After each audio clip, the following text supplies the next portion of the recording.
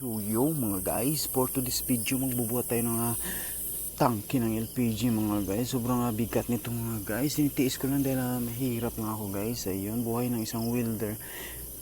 Lipat doon, lipat dito yung mga gamit namin mga guys. Ayun, walang permanente. Kaya yung mga nag-aaral dyan, mag-aaral kayo ng mabuti dahil mahirap maging mahirap. Ayun. Pero hindi ako titigil na mangangarap na balang araw ako ay makahaon sa kahirapan na kahit sinasabihin ako na wala akong pag-asa makahaon sa kahirapan, manatili akong mahirap pero hindi ako susuko sa buhay.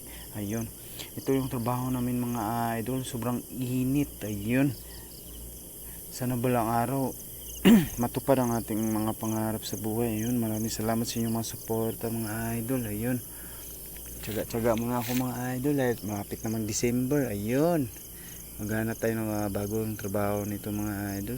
Mahirap talaga ng ganitong buhay mga idol. Ayun oh. So yung sikap mo yung mga gamit mga idol, lupit. Ayun, magbuhat na naman ako ng oxygen mga idol oh. Sobrang bigat talaga niyan mga idol. Ayun, wala kasi akong tumutulong sa akin mga idol. Mahirap mag-isa sa buhay. Ayun, grabe ang lupit talaga ng buhay ng isang mahirap mga idol. Ito lang ang buhay ko mga idol.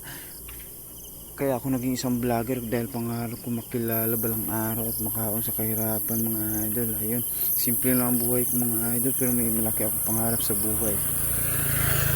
Maraming salamat po sa inyong mga suporta mga idol. Ayun, suportahan mo kami, yung kaming mga construction worker mga idol. Ayun, buhat tayo mga idol, sobrang bigat yung mga idol.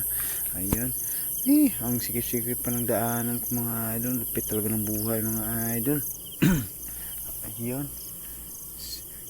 maraming salamat sa inyong mga panunod mga idol. Ayun oh, ingat kayo palagi mga idol.